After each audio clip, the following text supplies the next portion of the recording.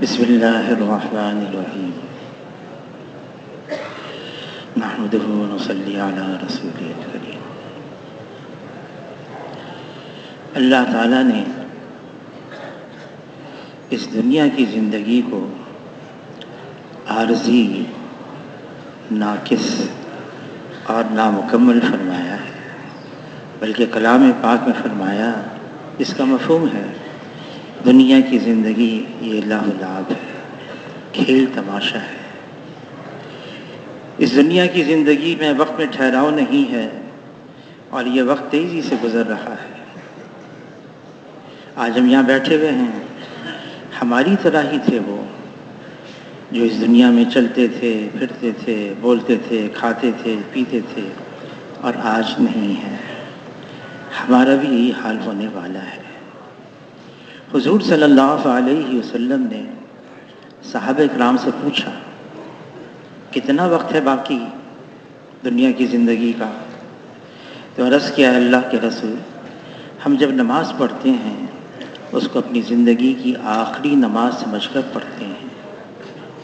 فرمایا، جس کا مفہوم ہے، میں تو یوں کہتا ہوں کہ نماز کے اختتام پر میں ایک طرف سلام پھیروں، پتہ نہیں دوسری طرف سلام پھیرنے کا موقع ملے گا یا نہیں ملے گا۔ دنیا کی زندگی غیر یقینی، ایک لمحے کا اعتبار نہیں ہے اس کا، اور موت ایسی یقینی ہے، کوئی اس کا انکار کرنے والا نہیں۔ اللہ کا اعلان ہے کہ ہر جاندار کو موت کا ذائقہ چکھنا ہے، کل نفس ذائقۃ الموت۔ حضور صلی اللہ علیہ وسلم امت کو ترغیب دے رہے ہیں، موت کو کثرت سے یاد رکھو، حازم اللذات، لذتوں کو توڑ دینے والی چیز موت کو کثرت سے یاد رکھو۔ 2/3 رات گزر جاتی، حضور صلی اللہ علیہ وسلم مسجد نبوی میں تشریف لاتے، مجمع صحابہ کا رات کو تہجد پڑھنے کے لیے، اللہ سے مناجات کرنے کے لیے، قیام کرنے کے لیے، قرآن پاک کی تلاوت کرنے کے لیے، دعائیں مانگنے کے لیے، استغفار کرنے کے لیے، اس مجمع میں حضور صلی اللہ علیہ وسلم اعلان فرماتے، لوگو اللہ کو یاد کرو، لوگو اللہ کو یاد کرو کہ قیامت کا زلزلہ اور سور پھونکنے کا وقت آ رہا ہے اور موت اپنی ساری سختی سمیت آ رہی ہے۔ موت کی سختی، عائشہ رضی اللہ تعالی عنہ فرماتی ہیں، حضور صلی اللہ علیہ وسلم کا دنیا سے پردہ فرمانے کا وقت قریب ہے،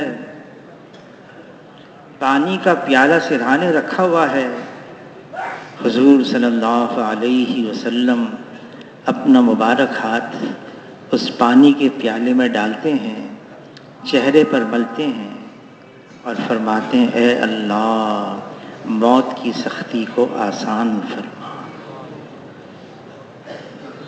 علی رضی اللہ تعالیٰ عنہ سے پوچھا، آپ بتا سکتے ہیں موت کی سختی کیسے ہوتی ہے؟ تو علی رضی اللہ تعالیٰ عنہ فرمانے لگے، 300 تلواروں کی کاٹ بیک وقت ایک بدن پر یہ تکلیف کم ہے اور موت کی تکلیف زیادہ ہے۔ شیخ الحدیث مولانا زکریا صاحب رحمۃ اللہ علیہ نے فضائل صدقات میں لکھا ہے، بنی اسرائیل کی ایک مقدس جماعت قبرستان میں آئی، دعا مانگی، اے اللہ کسی قبر والے کا حال ہم پر کھول دے، ہم اس سے براہ راست پوچھیں کیا گزری، کیسا ہوا۔ اللہ نے دعا قبول کر لی، ایک قبر کھلی، صاحب قبر نمودار ہوا، کہنے لگا کیا پوچھنا چاہتے ہو؟ میں بتاتا ہوں، 50 سال گزر گئے مرے ہوئے، موت کی تکلیف اب تک بدن سے جدا نہیں ہوئی ہے۔ یہ موت، فرمایا جناب رسول اللہ صلی اللہ علیہ وسلم نے، جتنا تمہیں معلوم ہے اگر جانوروں کو پتہ چل جاتا تمہیں کوئی فربا جانور نہ ملتا ذبح کرنے کے لیے، سب اس غم اور خوف میں دبلے اور پتلے ہو جاتے۔ آج ہم دنیا میں اس طرح سے رہ رہے ہیں گویا کہ یہیں رہنا ہے۔ یہ زندگی جو اللہ نے عطا فرمائی ہے یہ ایسی نازک ہے اور اتنا پتلا دھاگا اٹکا ہوا ہے، لگا ہوا ہے، یہ ڈوری کسی وقت بھی ٹوٹ سکتی ہے۔ پھر سانس کا ڈورا جب ٹوٹے گا یہ دل کا دھڑکنا بند ہوگا، سانس آنا بند ہو جائے گا، یہ میت ہوگی، پھر کاندھوں پہ اٹھائی جائے گی اور قبرستان میں پہنچا دی جائے گی۔ وقت آ رہا ہے اور کسی لمحہ بھی آ سکتا ہے۔ جناب رسول اللہ صلی اللہ علیہ وسلم اس لائن کے ماہر ترین ہیں، فرما رہے ہیں عقل مند ہے وہ انسان جو موت کو کثرت سے یاد رکھے اور موت سے پہلے موت کی تیاری کر لے۔ فرمایا یہی وہ لوگ ہیں جو دنیا کی عزت اور آخرت کی شرافت کو لے اڑے۔ ہو سکتا ہے اس دنیا کی مصروفیت، دنیا کی مشغولیت، دنیا کا انہماک اس نے ہمیں بھلا دیا، ہم بھول گئے موت آ رہی ہے، لیکن موت نے ہمیں نہیں بھلایا ہے۔ جب اللہ کی طرف سے مقرر وقت آئے گا پھر ایک لمحہ پہلے نہیں اور ایک لمحہ بعد میں نہیں اور جانا ہوگا۔ موت کی تیاری کرنی ہے، وہ کیا ہے تیاری؟ دنیا کی زندگی کے ایک ایک لمحے کو وصول کرنا ہے۔ فرمایا دنیا خلقت لکم وانکم خلقتم للآخرہ، اس دنیا کو بنایا ہے تمہارے لیے لیکن تمہیں اللہ نے بنایا آخرت کے لیے۔ دنیا کی زندگی ناقص، نامکمل، یہاں خوشی ہے تو غمی بھی ہے، یہاں صحت ہے تو بیماری بھی ہے، یہاں راحت ہے تو پریشانی بھی ہے، ملی جلی ہے۔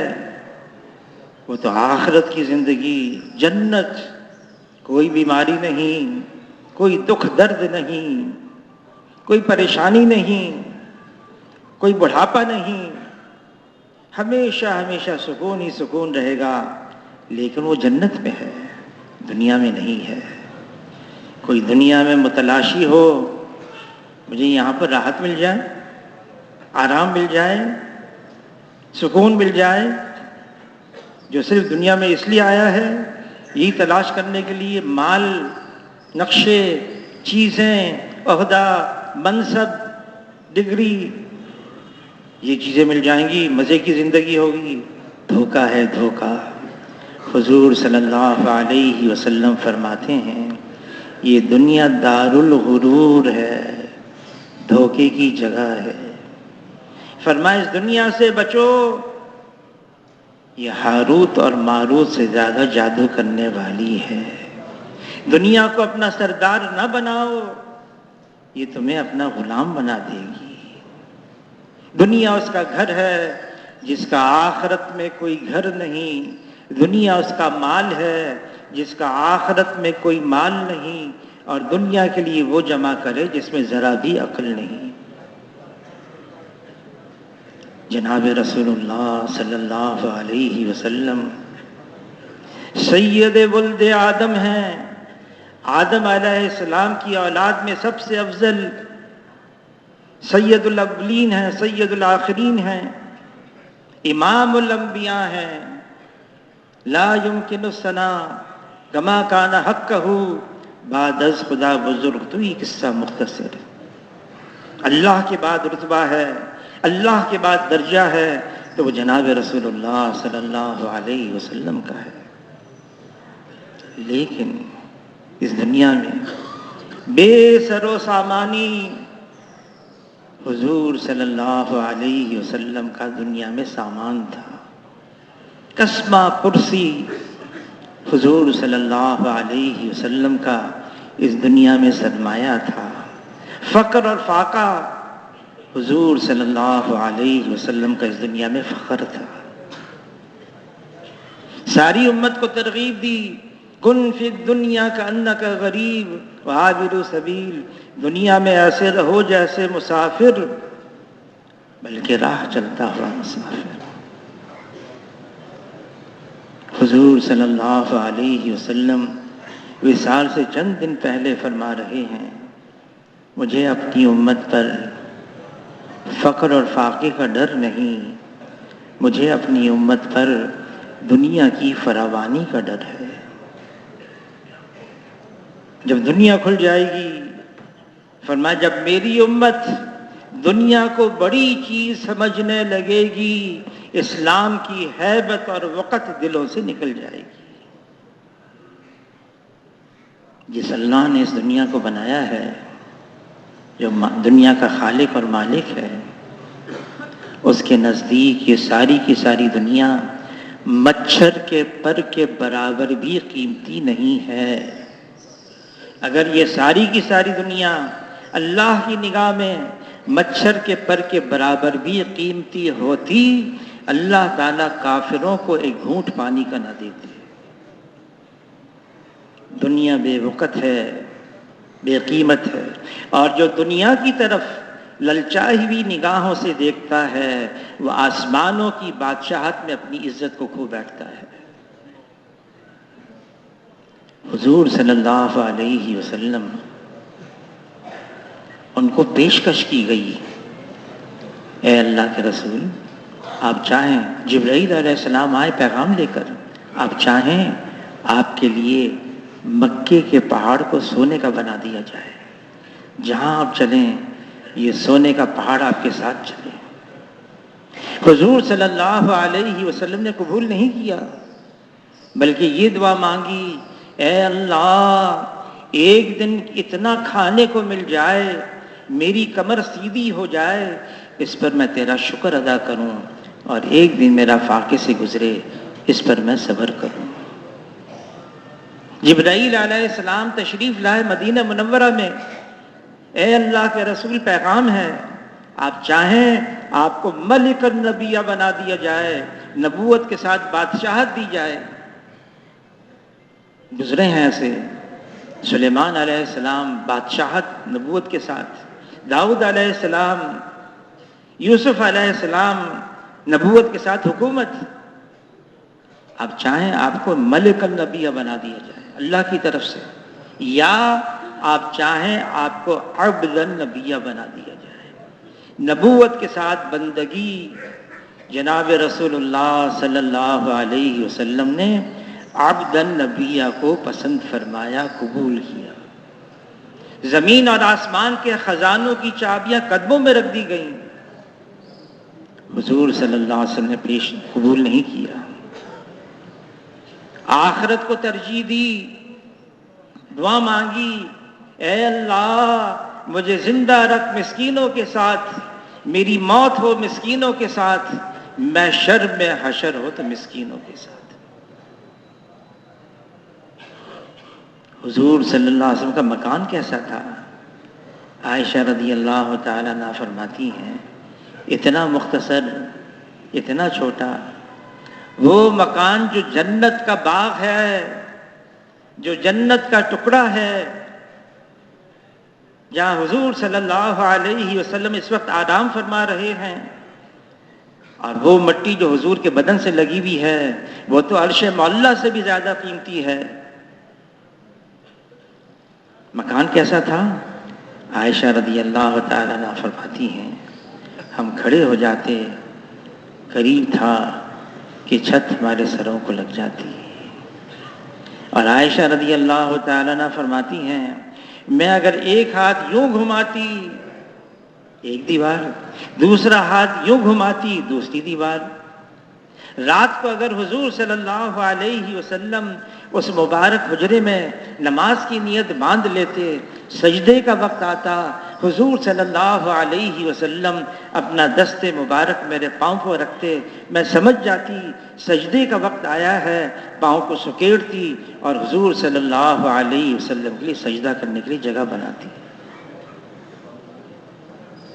کھانا کیا تھا؟ عائشہ رضی اللہ تعالیٰ عنہ فرماتی ہیں ہم ایک چاند دیکھتے، پھر ایک چاند دیکھتے، پھر ایک چاند دیکھتے، 2 مہینے لگاتار گھر کے اندر کھانا پکانے کے لیے آگ جلانے کی نوبت نہیں آتی تھی، کیونکہ کھانے پکانے کے لیے کچھ ہوتا نہیں تھا۔ پھر کیسے گزر اوقات تھی؟ اور عائشہ رضی اللہ تعالیٰ عنہ فرماتی اسودان، کھجور اور پانی، اور فرماتی یہ بھی کبھی بھی حضور صلی اللہ علیہ وسلم نے پیٹ بھر کر نوش نہیں فرمایا۔ خبر دی حضور صلی اللہ علیہ وسلم نے وقت آئے گا، بہت مال آئے گا، بہت مال آئے گا۔ جب حضور صلی اللہ علیہ وسلم ہجرت فرما رہے تھے تو 100 اونٹ رکھ دیے نام کے لیے، جو حضور صلی اللہ علیہ وسلم کو لے کر آئے اس کے لیے 100 اونٹ انعام ہے۔ سراقہ بن مالک قوم کا سردار تھا، 100 اونٹ اس وقت بھی، اس زمانے میں، ابھی بھی اونٹ بہت قیمتی ہیں لیکن اس زمانے 100 اونٹ انعام ملیں گے۔ نکل گیا پیچھا کرنے کے لیے، پہنچ بھی گیا۔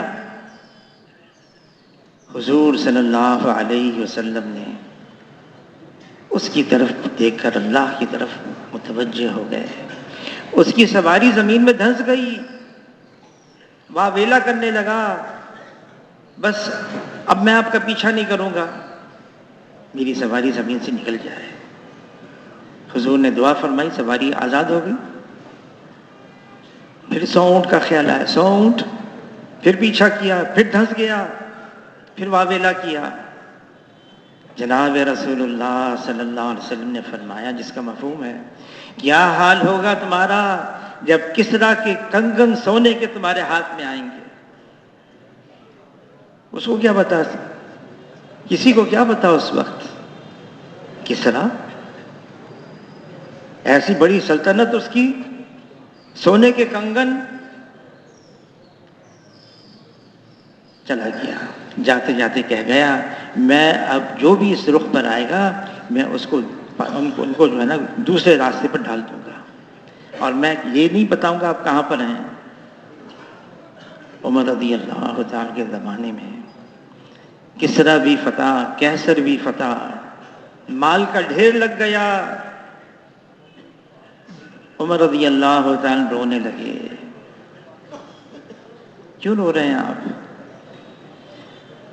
فرمایا حضور صلی اللہ علیہ وسلم تو مجموعہ خیر، ساری خیر حضور کے زمانے میں، اگر اس مال میں خیر ہوتی یہ مال حضور کے زمانے میں کیوں نہیں آیا؟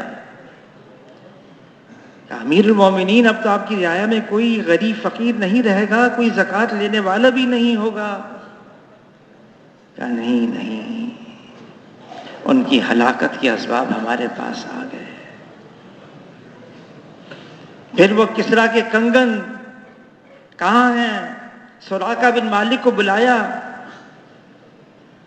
کیا سونا مرد پر حرام ہے، لیکن حضور نے ایک بات بتائی ہے، خبر دی ہے، اس لیے یہ کنگن تم کو پہنا رہا ہوں۔ کیا ہے؟ مال بھی آیا، چیزیں بھی آئیں، رخ نہیں بدلا۔ امیر المومنین عمر رضی اللہ تعالیٰ عنہ جمعہ نماز پڑھانے کے لیے آئے، تاخیر ہو گئی،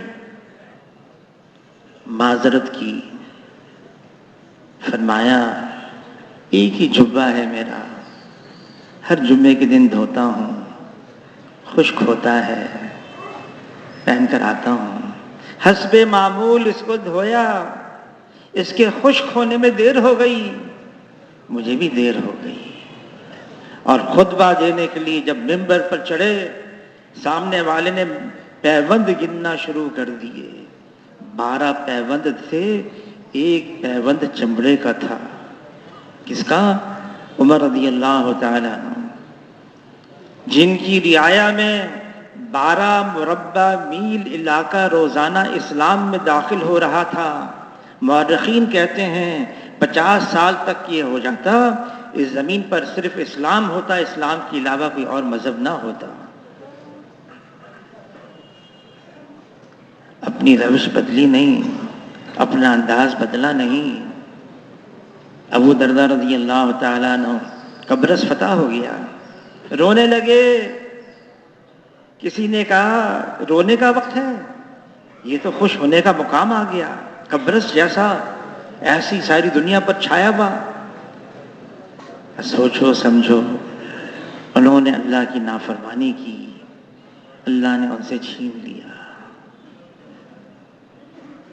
جب اللہ کی نافرمانی ہوتی ہے، اللہ ناراض ہو جاتے ہیں، پھر اللہ تعالیٰ دنیا بھی اگر دے دیں، اس کے اندر بڑی بڑی بڑی آفتیں چھپی ہوئی ہوتی ہیں.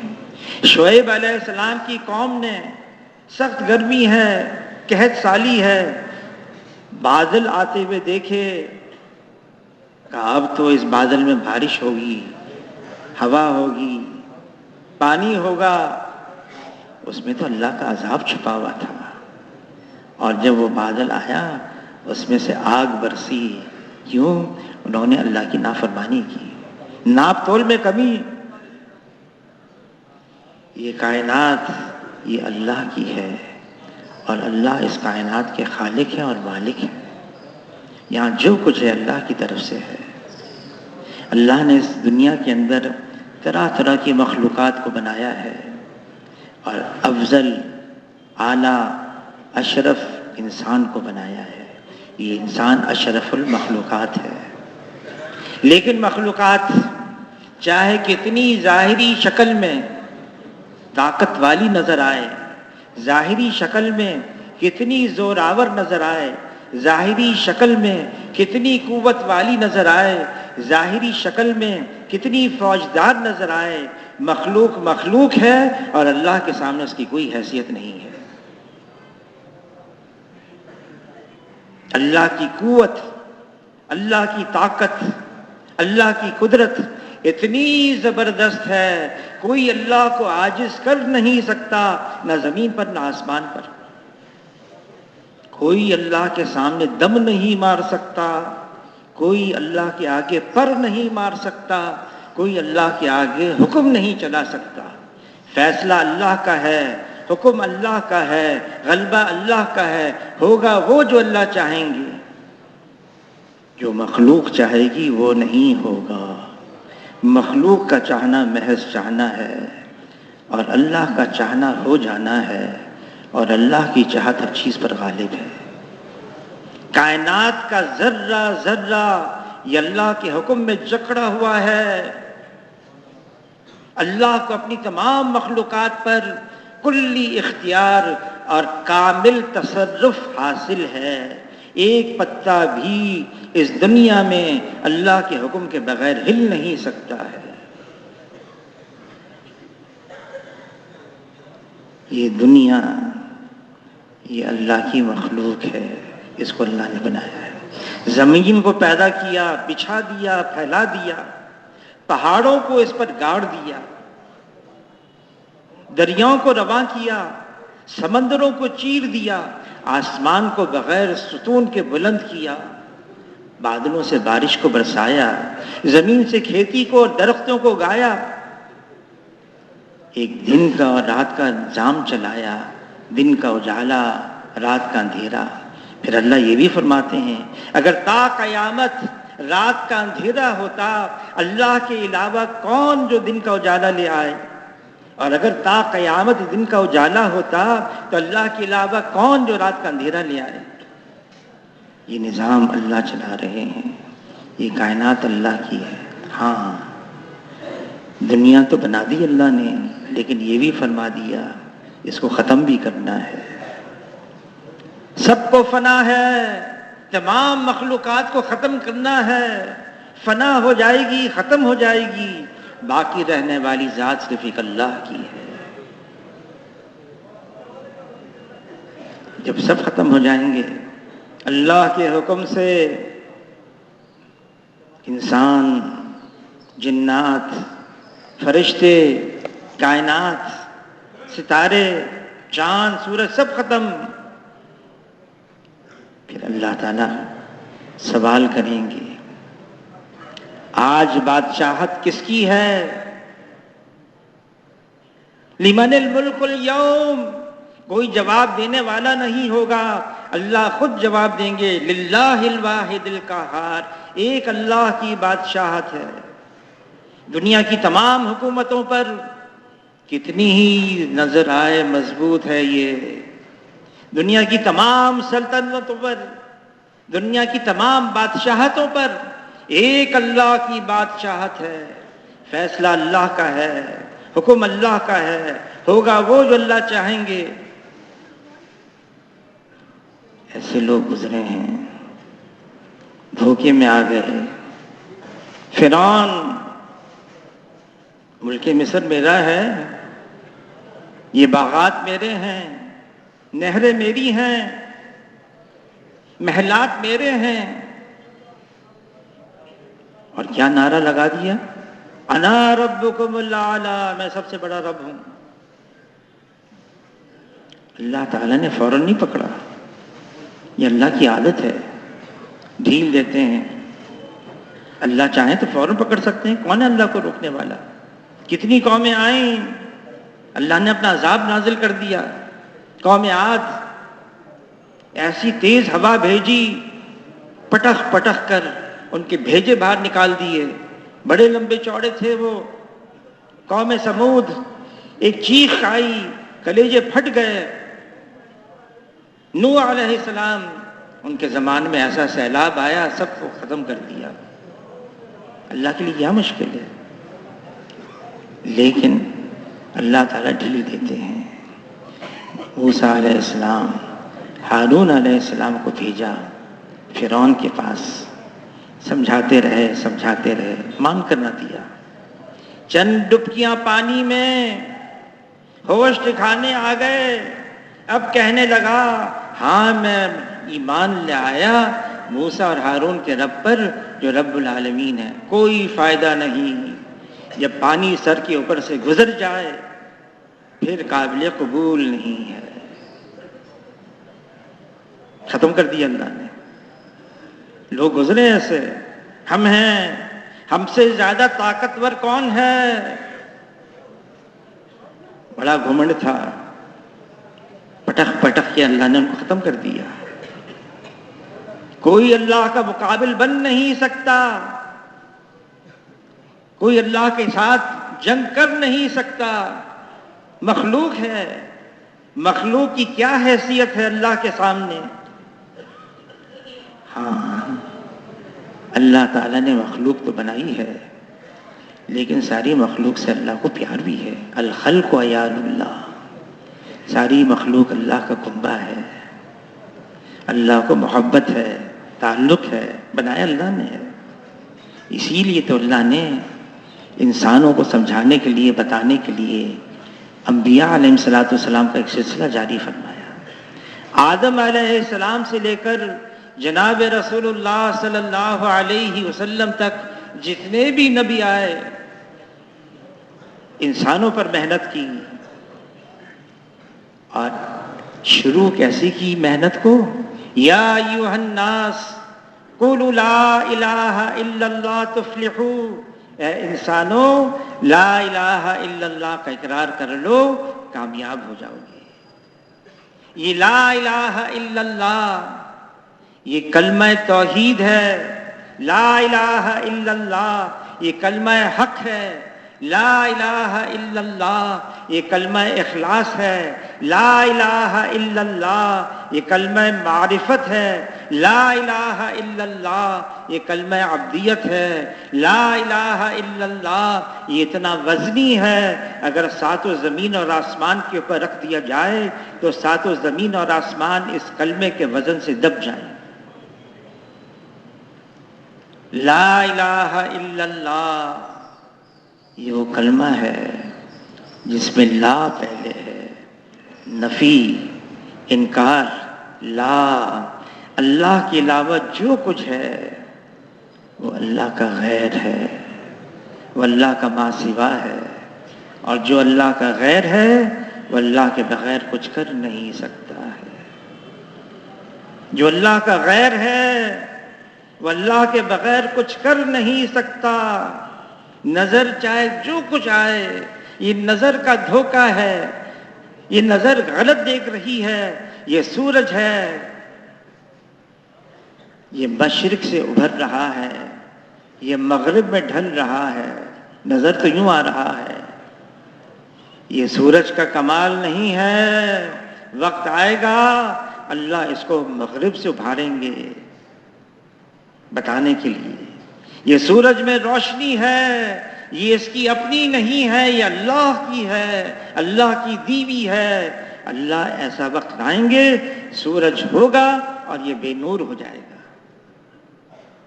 یہ سارا نظام اللہ کے قبضے میں ہے، اللہ کر رہے ہیں، چاہے کچھ اور نظر آئے، کرنے والی ذات اللہ کی ہے۔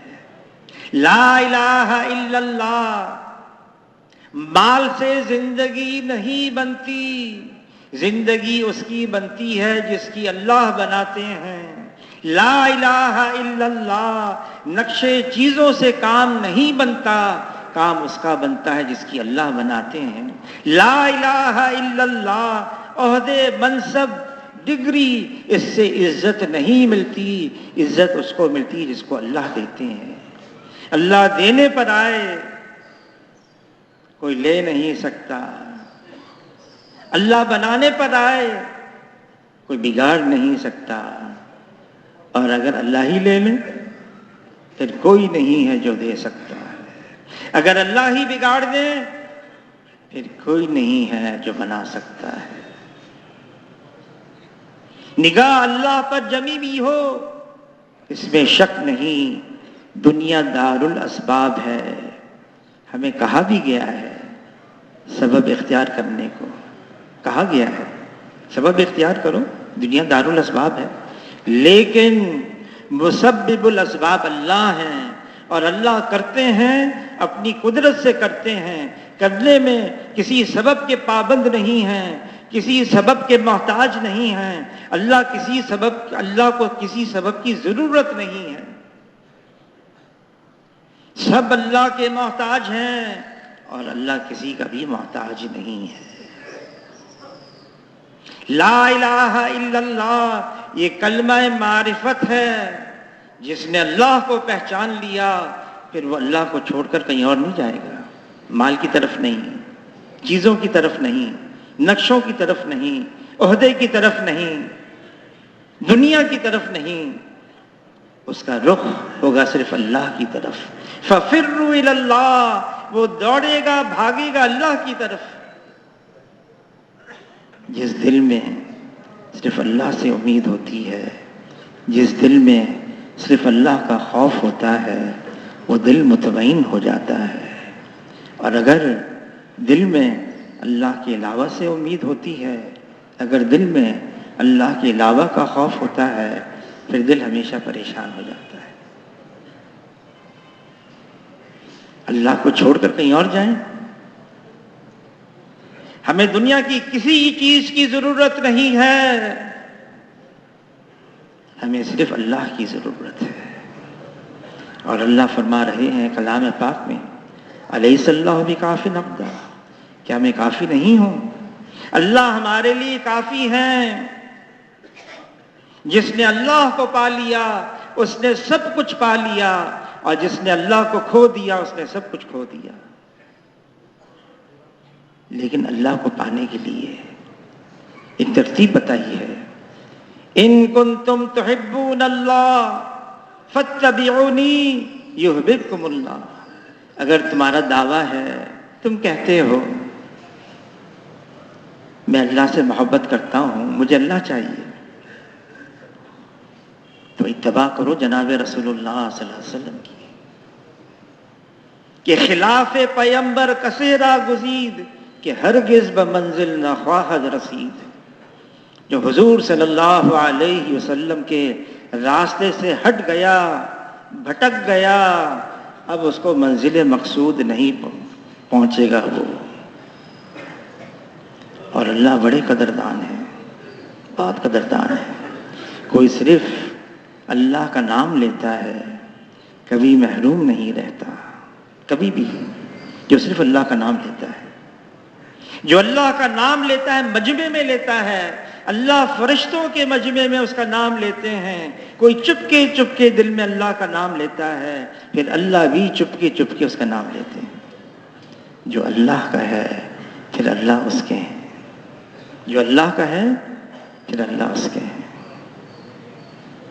حضور صلی اللہ علیہ وسلم کی اتباع، حضور کے راستے پر چلنا، حضور کے طور طریقے اختیار کرنا، یہ ہمارا سرمایہ ہے، یہ ہمارا خزانہ ہے. حضور صلی اللہ علیہ وسلم کی ایک ایک سنت یہ زمین اور آسمان کے خزانوں سے زیادہ قیمتی ہے کہ زمین اور آسمان کے خزانے ایک نہ ایک دن ختم ہو جائیں گے، اور حضور صلی اللہ علیہ وسلم کی ایک ایک سنت یہ اللہ کے خزانوں سے ہمیشہ دلائے گی. حضور صلی اللہ علیہ وسلم کی سنت، اللہ اکبر. صحابہ کرام کو اس کی قدر تھی. یہ حضور صلی اللہ علیہ وسلم نے کیا ہے، حضور صلی اللہ علیہ وسلم کے بدن مبارک سے نکلا ہوا ہے. جانتے تھے قیمت کو. عمر رضی اللہ تعالیٰ عنہ امیر المومنین ہیں، بیت المقدس فتح کرنے کے لیے جا رہے ہیں. غلام لیا، سواری لی، طے کیا غلام سے ہم باری باری سواری پر سوار ہوں گے. کئی ہفتوں کا سفر مدینہ منورہ سے ملک شام. جب قریب پہنچے، ابو عبیدہ بن جراح رضی اللہ تعالیٰ عنہ جس کے بارے میں حضور صلی اللہ علیہ وسلم فرما گئے میری امت کے امین ہیں یہ ابو عبیدہ بن جراح، وہ آئے سپہ سالار ہیں، سواری لے کر آئے، اعلیٰ نسل کا گھوڑا، ایک نیا لباس بھی لے کر آئے. امیر المومنین عمر رضی اللہ تعالیٰ عنہ کہ آپ مسلمانوں کے سربراہ کی حیثیت سے آئے ہیں، بیت المقدس کو فتح کرنے کے لیے آئے ہیں، نصارہ کے پاس آئے ہیں. سواری آپ کی دیکھیں، اونٹ ہے، کپڑے دیکھیں پیبند لگے ہوئے ہیں، اعلیٰ نسل کا گھوڑا لے کر آیا ہوں، نیا لباس لے کر آیا ہوں، پہن لیں، اختیار کر لیں.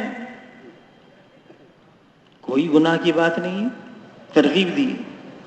عمر رضی اللہ تعالیٰ نے قبول کر لیا، نیا لباس پہن کر گھوڑے پر سوار ہو گئے. چند قدم چلے اور اپنے آپ سے کہنے لگے اے عمر تو بدل گیا.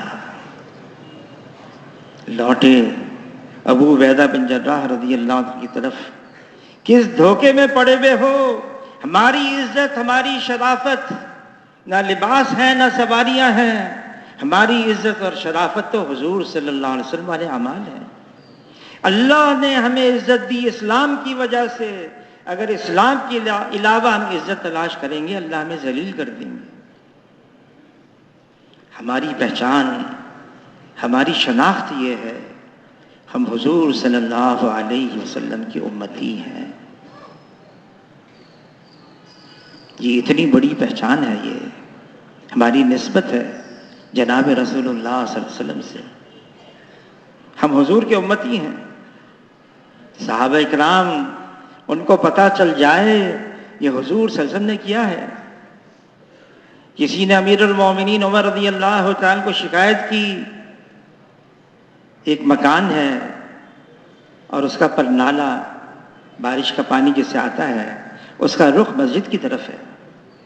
بارش ہوئی، پانی سارا اندر آ گیا.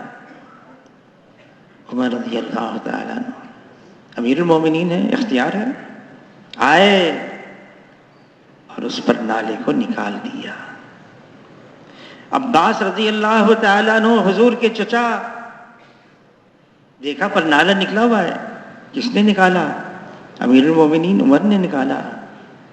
ان کے پاس پہنچے، امیر المومنین آپ نے نکالا ہے؟ کہاں؟ نقصان ہو رہا تھا، پریشان ہو رہے تھے، پانی سارا مسجد میں آ رہا تھا۔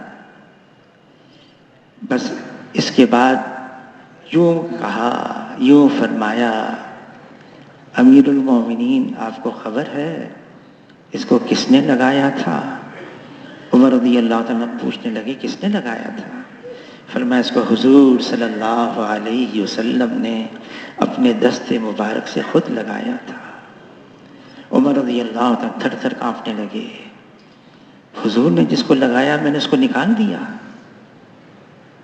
یہ کیسا کیا؟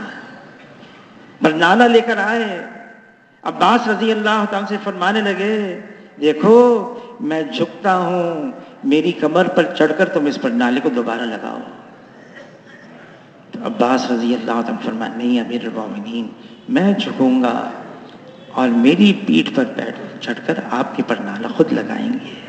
لگانا تو ہے، حضور صلی اللہ علیہ وسلم نے لگایا ہے، کیا چیز ہے برنالہ، لیکن حضور نے لگایا ہے، نسبت ہے جناب رسول اللہ صلی اللہ علیہ وسلم سے، ایک سنت حضور صلی اللہ علیہ وسلم کی۔ عبداللہ ابن عمر رضی اللہ تعالیٰ عنہ ساتھیوں کے ساتھ نکلے ہیں، مدینہ منورہ سے باہر نکلے ہیں، سواری پر سوار ہیں، اچانک عبداللہ ابن عمر جھک گئے، اپنی کمر سواری کی گردن کے قریب لگا دیا۔ ساتھیوں نے پوچھا کیا ہوا اچانک؟ آپ کے پیٹ میں درد ہوگا، آپ کی پیٹھ میں درد ہو گیا، یہ کیا ہوا؟ فرمانے لگے نہ پیٹ میں درد نہ پیٹھ میں درد، ایک مرتبہ میں حضور صلی اللہ علیہ وسلم کے ساتھ یہاں کو گزر رہا تھا، ایک درخت تھا اس کی ٹہنی تھی، حضور صلی اللہ علیہ وسلم اپنی سواری پر سوار اس ٹہنی کے نیچے سے اس طرح سے گزرے، اپنی گردن مبارک کو سواری کی گردن کے قریب کر دیا۔ درخت تو باقی نہیں ہے، حضور کی سنت باقی ہے۔ میں نے کہا جب یہاں سے گزر رہا ہوں حضور کی نقل اور اتباع میں گزرتا ہوا جاؤں، کوئی پابندی نہیں لگائی شریعت نے، حضور صلی اللہ علیہ وسلم نے کیا ہے۔ آگے چلے، سواری رکوائی، اتارا سواری کو، نیچے بٹھایا، خود نیچے اترے، ایک ریت کا ٹیلا تھا اس کی اوٹ میں جا کے بیٹھے، واپس آئے۔ یہ کیا کیا آپ نے؟ کہا ایک مرتبہ میں حضور صلی اللہ علیہ وسلم کے ساتھ یہاں کو گزر رہا تھا، حضور صلی اللہ علیہ وسلم کو حاجت ہوئی، یہی ریت کا ٹیلا تھا، اس کی اوٹ میں جا کے حضور صلی اللہ علیہ وسلم فارغ ہوئے، مجھے کوئی حاجت نہیں تھی، دل میں خیال ہوا گزر رہا ہوں حضور صلی اللہ علیہ وسلم کی اتباع میں گزرتا ہو جاؤں۔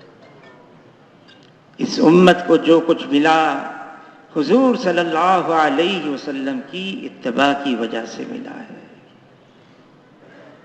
جو کچھ ملا، اور ہم نے جو کچھ کھویا ہے وہ حضور صلی اللہ علیہ وسلم کی مبارک زندگی کو چھوڑ کر کھویا ہے۔ مال تو ہے، نقشے بھی ہیں، چیزیں بھی ہیں، ملک بھی ہے، بڑی تعداد ہے، لیکن کیا ہے؟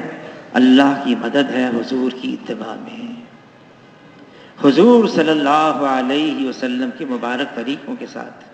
اور ایک تو ہے حضور کا طریقہ اور ایک ہے حضور صلی اللہ علیہ وسلم کا مقصد۔ حضور صلی اللہ علیہ وسلم کا مقصد کیا تھا؟ فرمایا میں دیکھ رہا ہوں لوگ جہنم کی طرف جا رہے اور ان کی کمر پکڑ پکڑ کر میں ان کو جنت کے راستے میں ڈال رہا ہوں۔ انسانیت کو جہنم سے بچانا ہے، یہ حضور صلی اللہ علیہ وسلم کا مقصد۔ اس زمین پر اللہ کی فرما برداری عام ہو جائے، اس زمین پر اللہ کی نافرمانی مٹتی چلی جائے، یہ حضور صلی اللہ علیہ وسلم کا مقصد۔